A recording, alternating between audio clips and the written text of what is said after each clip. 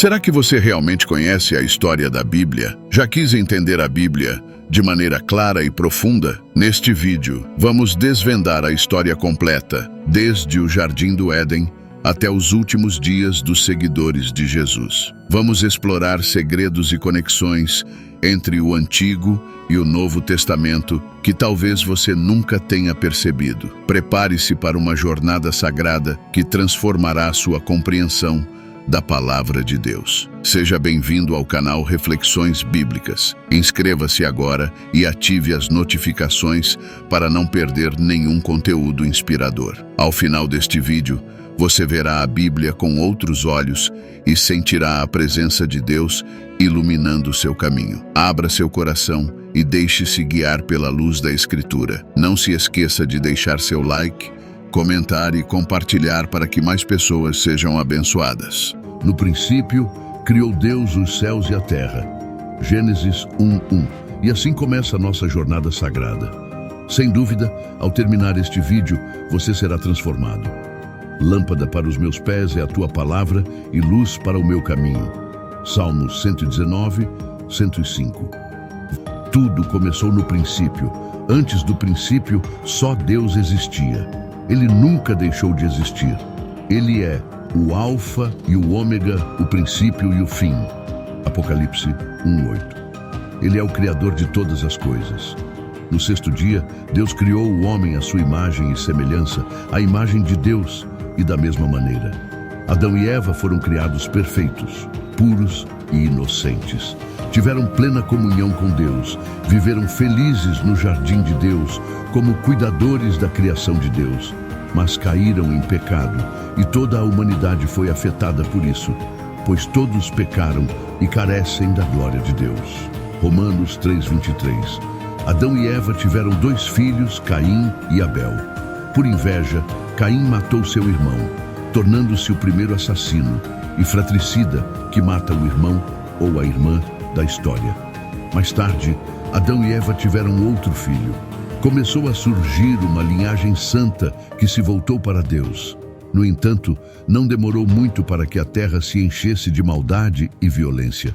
Deus então decidiu eliminar da face da terra o homem que ele havia criado. Mas havia um homem justo, Noé. Noé era homem justo e íntegro entre os seus contemporâneos. Noé andava com Deus. Gênesis 6:9.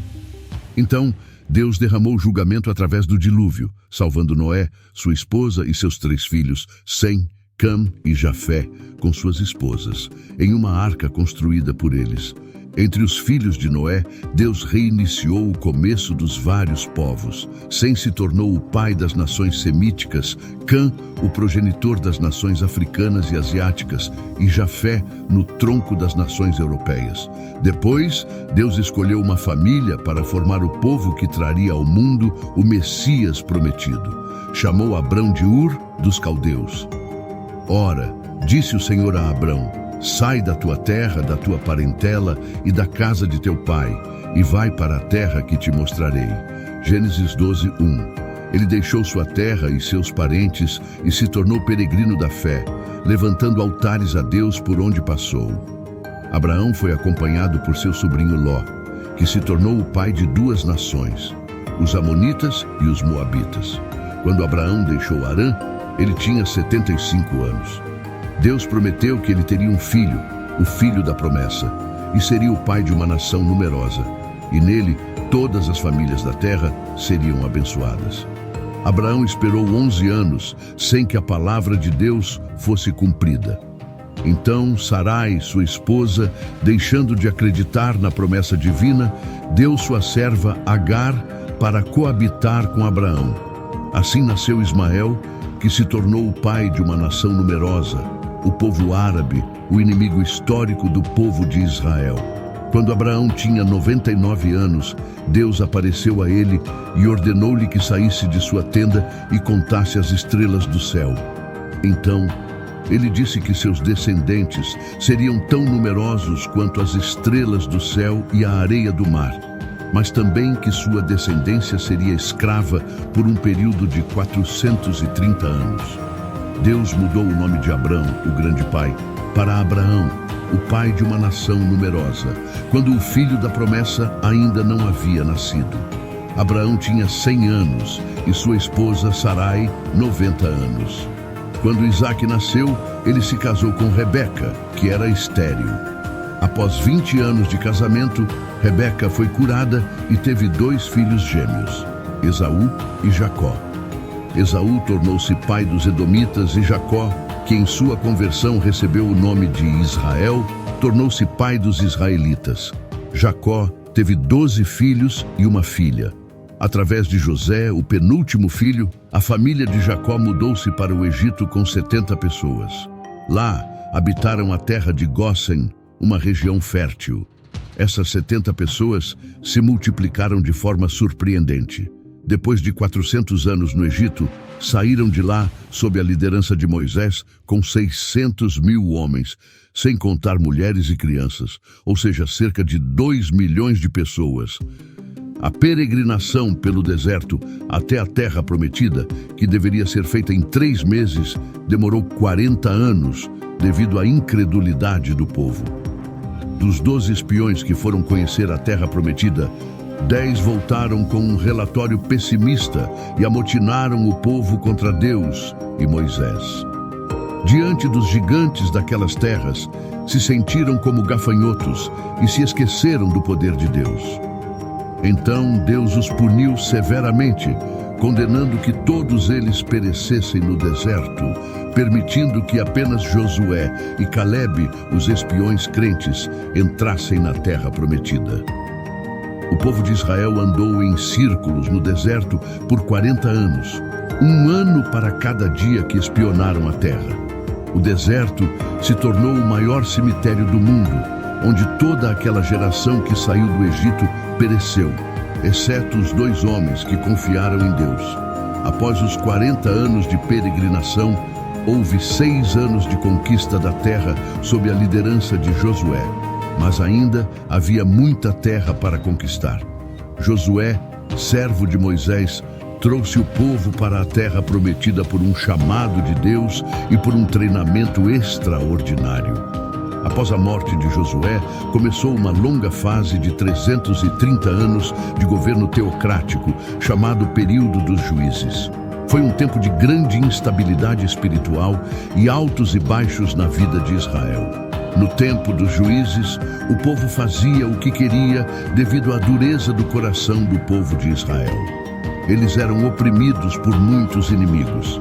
Naquela época, Deus levantou líderes de grande estatura, como Gideão, Jefté, Sansão e Samuel. Depois desse longo período veio uma nova fase, a monarquia. O povo de Israel, olhando para as nações vizinhas, pediu um rei. O povo não queria mais que Deus os governasse. Samuel, o último juiz, então unge Saul como rei de Israel. Saul governa por 40 anos. Ele começa bem e termina mal. Ele inicia seu governo com humildade, mas depois se rende ao orgulho, à crueldade e, finalmente, à rebelião e à infidelidade.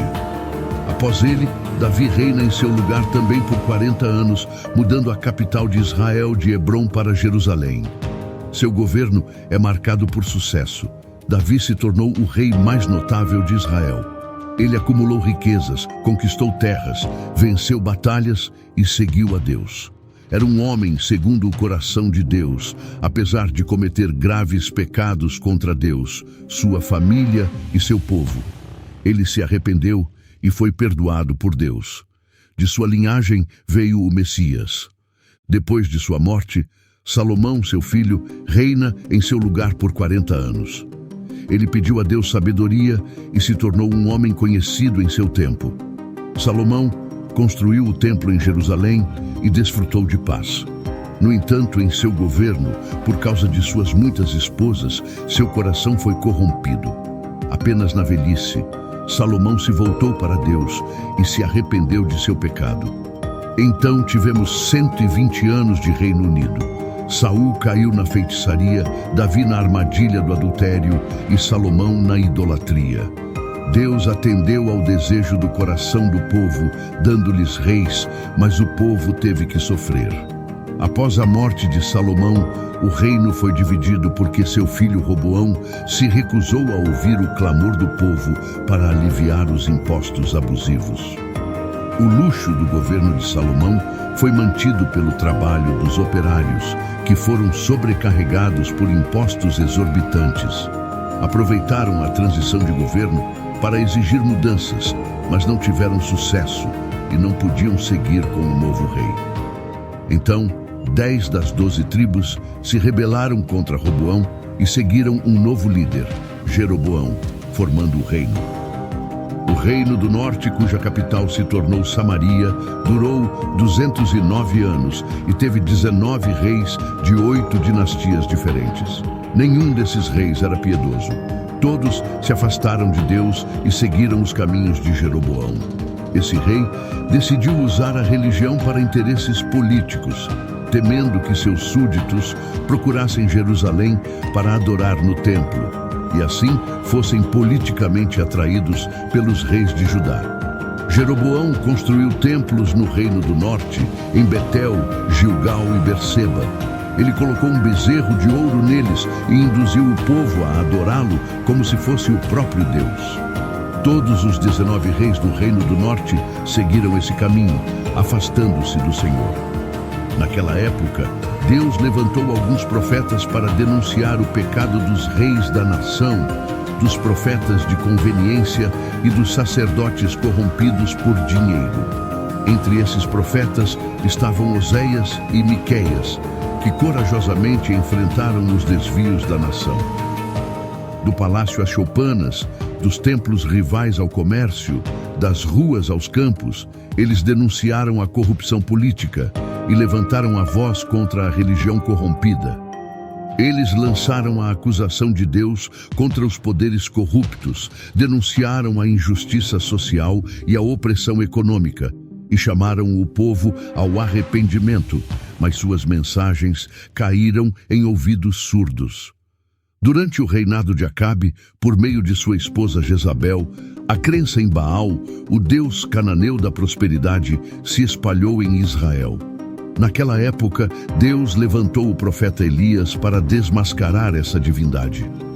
Deus chamou Eliseu para substituir Elias e realizar um ministério notável. Mas como Israel não quis ouvir a voz de Deus, o Senhor usou a força e trouxe a Assíria contra a nação de Israel.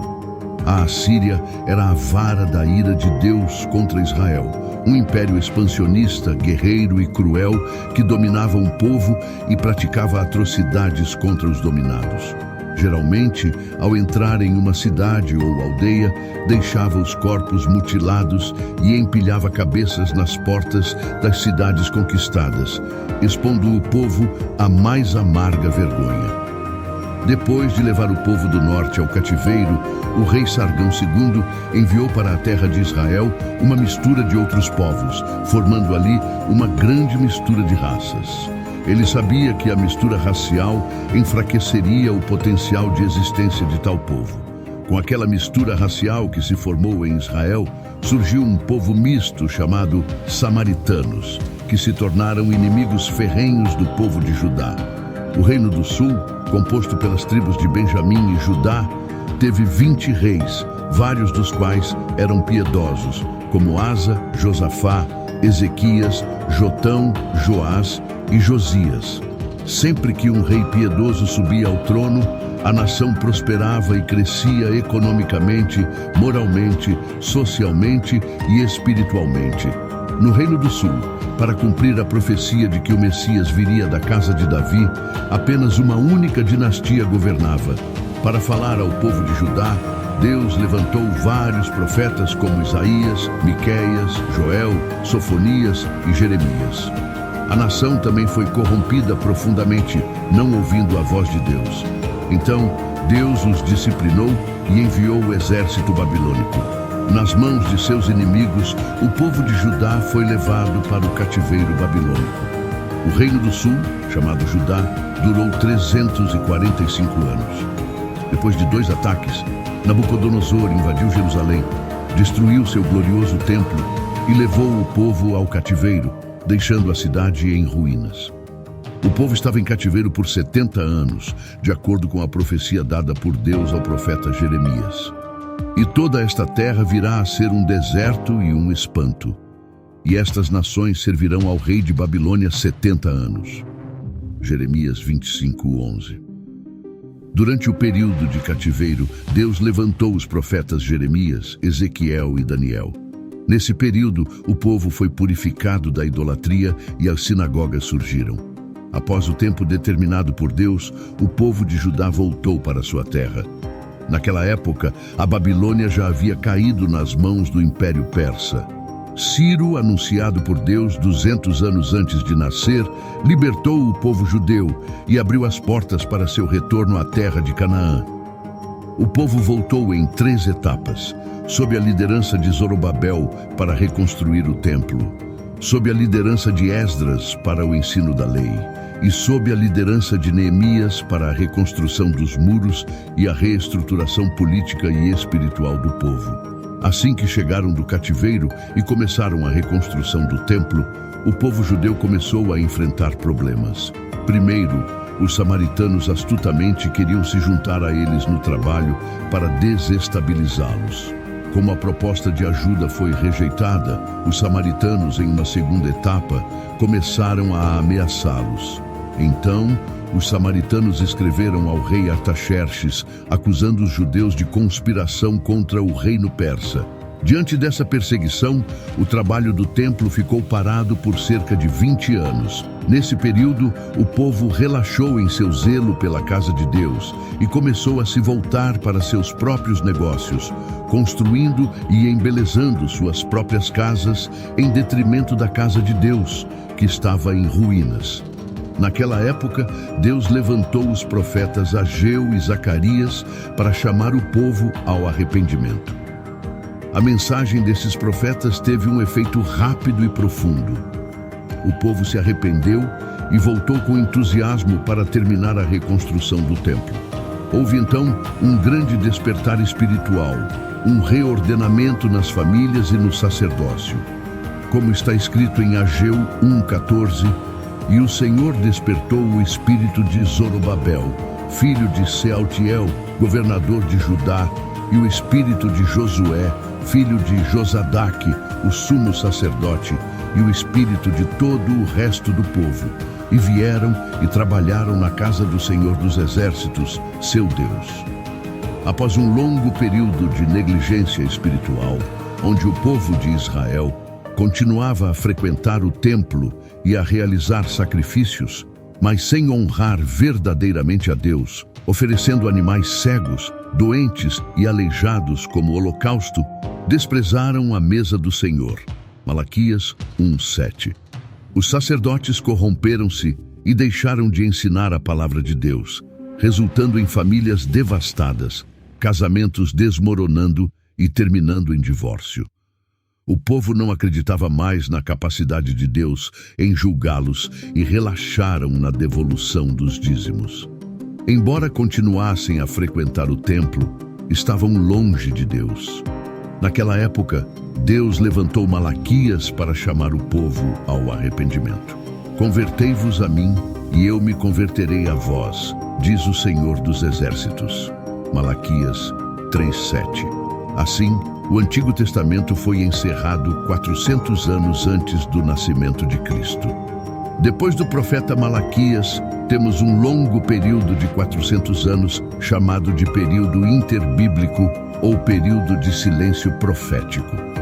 Naquela época foram escritos livros históricos religiosos não canônicos e os livros apócrifos do Antigo Testamento foram traduzidos do hebraico para o grego, dando origem à famosa versão chamada Septuaginta.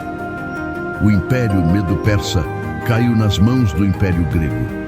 Alexandre, o Grande, depois de conquistar nações e reinos, morreu prematuramente aos 33 anos, chorando por não ter mais terras a conquistar. Alexandre expandiu poderosamente seu império, espalhando a cultura helenística e a língua grega, tão útil posteriormente para a rápida disseminação do Evangelho. Com a morte de Alexandre, o reino foi dividido entre 4 generais: Os ptolomaicos egípcios e os seleucidas sírios dominaram Israel, ora um, ora outro.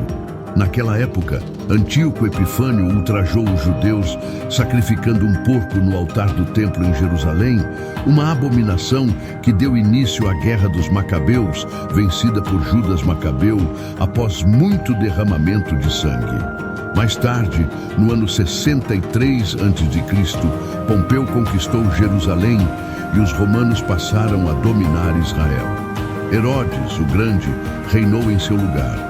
Ele foi um grande administrador, ampliou e embelezou o Templo de Jerusalém e construiu o Porto de Cesareia, facilitando o comércio internacional e as viagens dos missionários.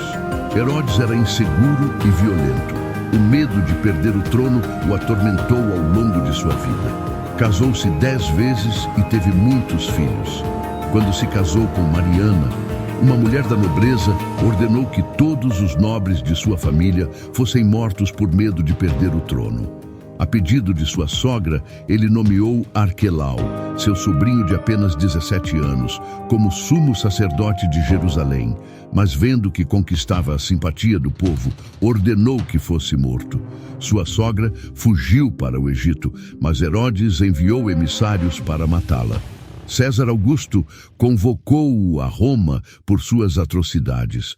Antes de partir, Herodes ordenou que Mariâmina fosse morta por medo de conspiração. Enviou 2 de seus filhos a Roma para estudar, mas influenciado por sua irmã Salomé, ordenou que fossem estrangulados.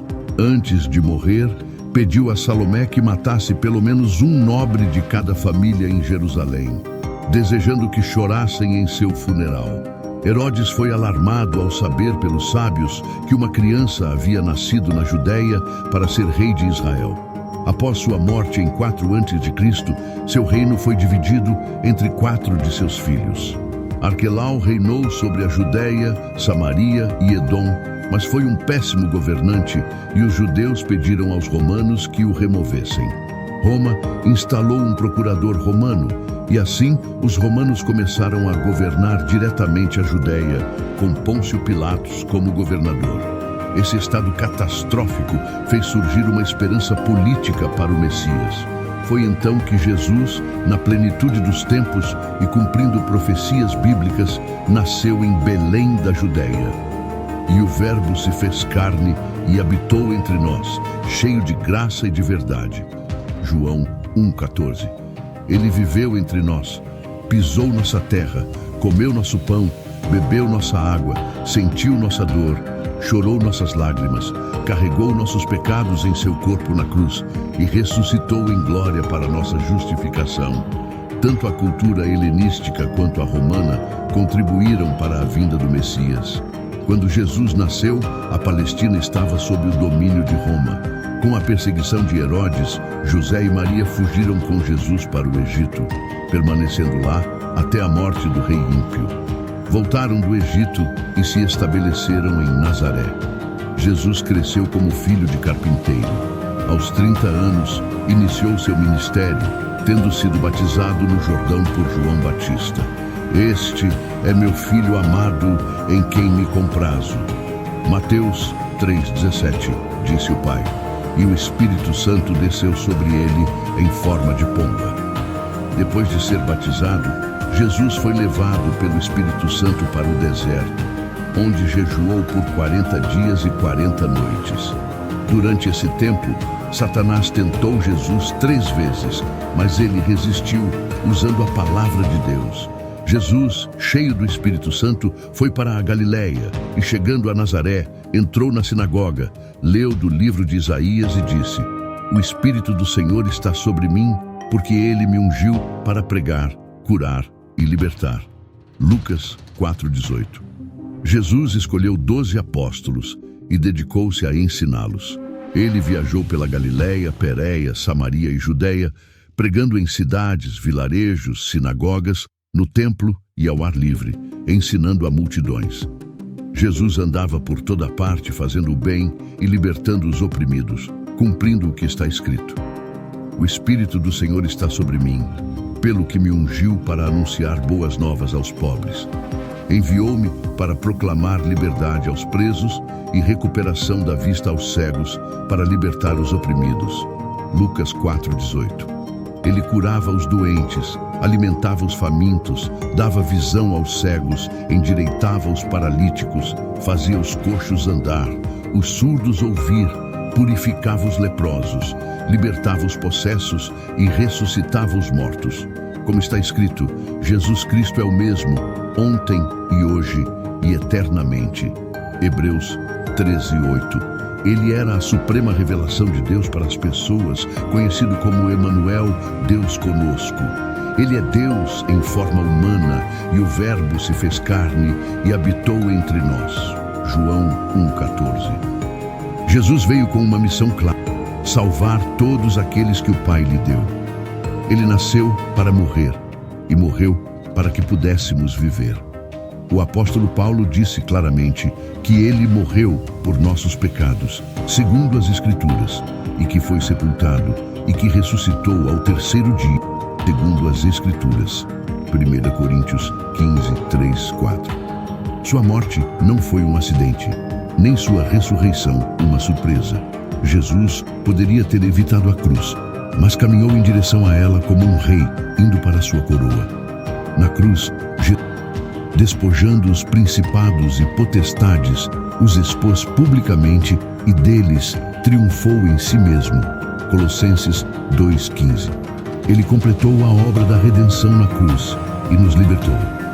A morte não pôde segurá-lo, e no terceiro dia ressuscitou para nossa justificação, como disse Paulo, o qual por nossos pecados foi entregue e ressuscitou para nossa justificação. Romanos 4:25.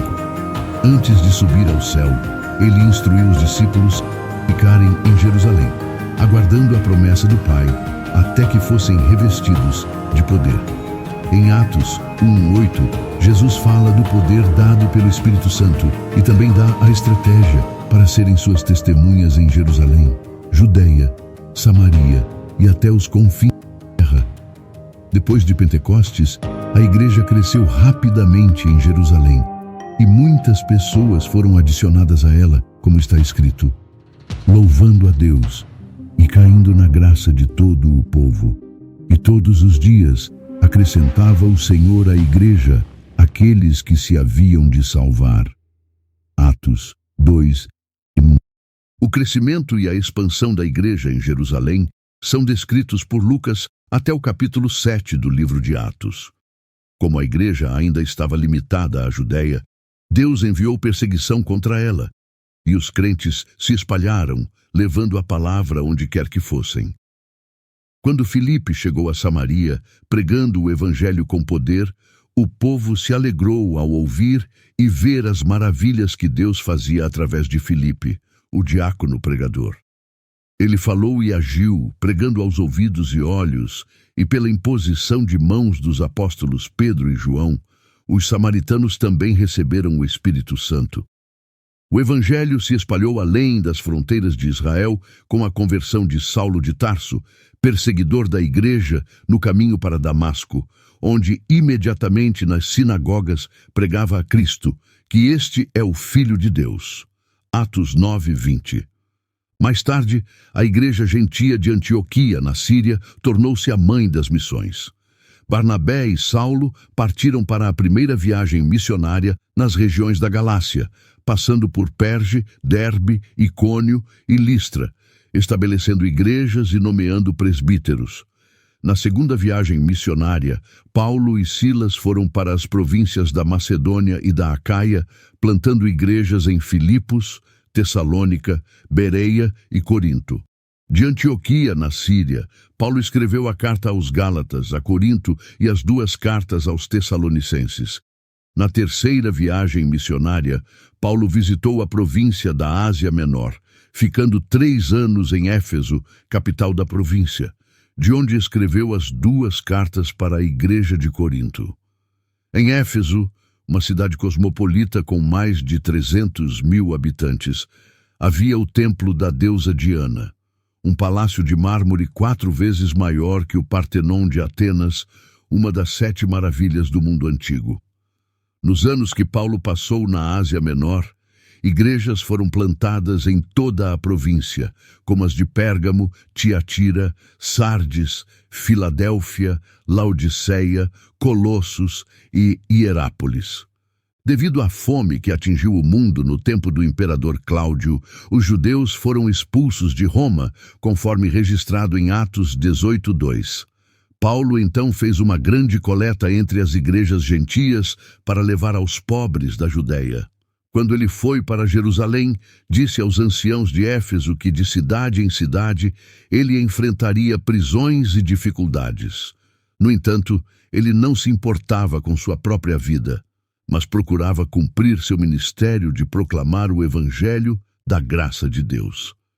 Antes de ir para Jerusalém, escreveu sua epístola mais importante, a Carta aos Romanos, onde expressou seu desejo de visitar a capital do Império e compartilhar com a Igreja a palavra enviada por ela à Espanha.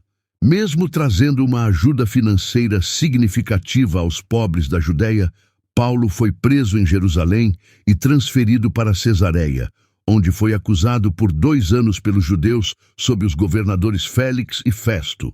Com a possibilidade de ser entregue ao Sinédrio, que planejava sua morte, Paulo, usando os privilégios de sua cidadania romana, escolheu ser julgado em Roma.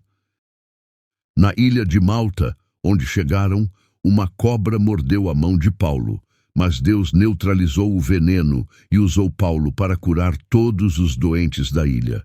Então, os malteses enviaram Paulo a Roma com todas as suas necessidades atendidas. Lá, ele ficou prisioneiro por 2 anos em uma casa alugada.